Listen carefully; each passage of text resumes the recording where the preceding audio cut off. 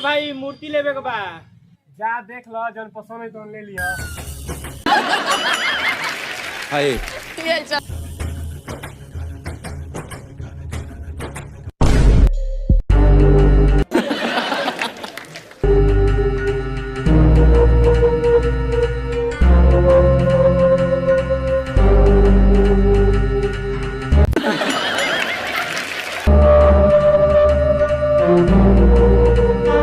हमरा 2 नंबर वाला मूर्ति पसंद बा।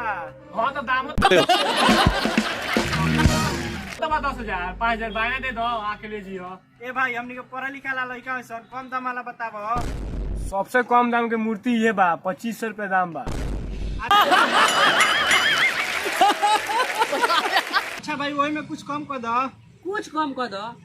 देखो तो का भाई एकदम दिलदार आदमी लागोता। देखे में तो दिलदार लगते बड़ो।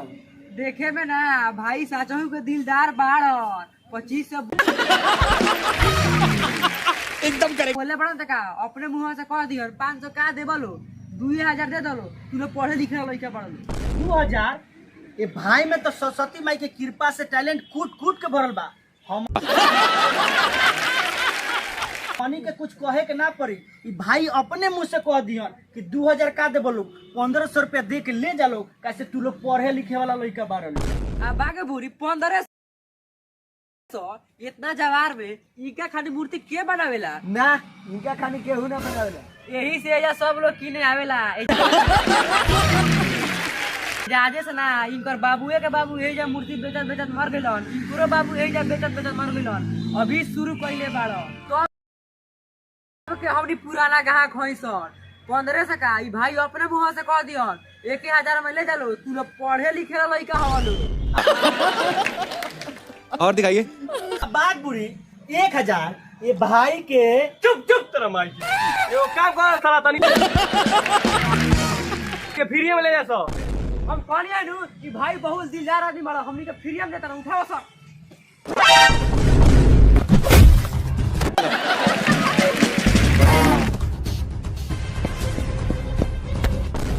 2500 रुपए बोल दे बानी बस एक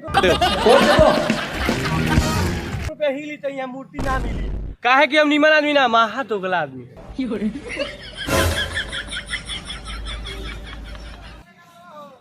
कितना बढ़िया से हमको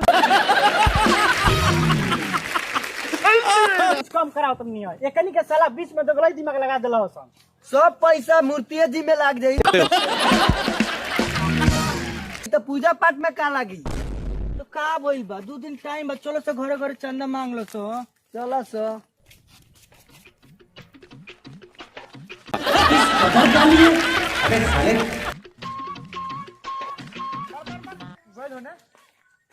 मार मार मार मार मार गोल गोल होते मार मार मार मार मार बोलुआ चल चंदा मांगे। ए जो हमारा टाइम नहीं है। हाँ तार लोग टाइम ना मिली काहे कि तू मोदी जी के आड़ के होम गार्ड न भइल बड़ा। मोदी जी के आड़ के हम गाडो बारो से का हां आड़ो के ना उनका गाड़ो के बड़ा सा। तो अब तो मोदी जी अपना हाथ से पानी ना छो तुई ऑन ना अपना जीबी चाट के चिकन कर देला। ए काहे नहीं चल चंदा मांगे रे। तोरा पता बा नु जहां दोगलवा के बेटा रहेलो जो हम ना जानी। चल ना ढेर बोली तो अपना काखे में दाब के कचका देम। ठीक बा ढेर बोलता साला बिना बेरी एक खूब ढेर बोलता बुझा आज बांस के बात नहीं फराई ये कुछ कहता कबो ये कुछ कहता हमार सुनत सुनत कान फाट गइल बा। एगो काम करसो साला अपने में कला से लड़ाई तबे चंदा मंगाई। ए बिकू भाई कहिए लेती अभी शुभ काम में जाता नहीं मारा मारा नु कहिएला।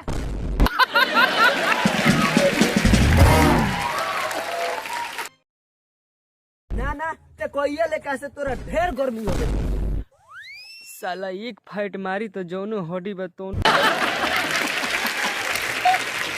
मांस में चिपक जाए तो पतरे बनते का लेकिन कोनो सरवा से डराई ना ए बार पूजा के मुंह में बनी ना तो खून खून कर देती।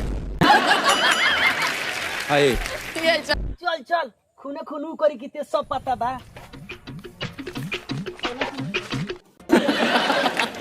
ए दमनी भाऊजी जी हमने के दो सरस्वती पूजा का चांदा डांटा ले आई ए भौजी डांटा ना चांदा चाहिए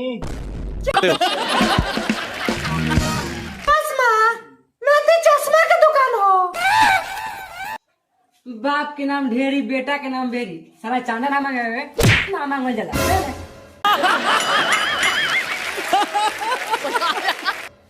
ए डमारी भौजी हमनी हर साल के तरह अब कियो साल रखा था सरस्वती माई के हमनी के चांदा दो। अच्छा रुके अभी देता नहीं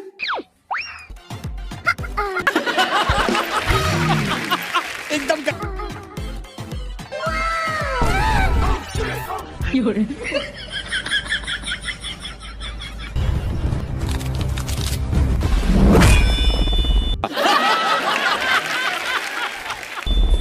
कौनो गाड़ी वाला आई सब कोनो के रुका के चंदा लेवे के बा। तेरा मौसी के विदेश भेजी बिना पासपोर्ट के मार के हमारा आँख फोड़ देले बा। गरियाओ बबो गरियाओ।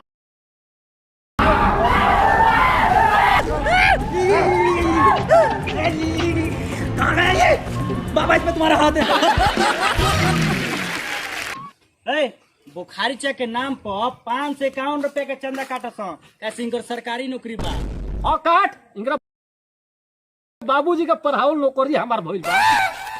ए किसियात का बारो कोनो खाए खातिर पैसा मंगाता पूजा करे खातिर मंगाता। और दिखाइए। हमरा चंदा लेके देवे के हट लार लगा देले बालो।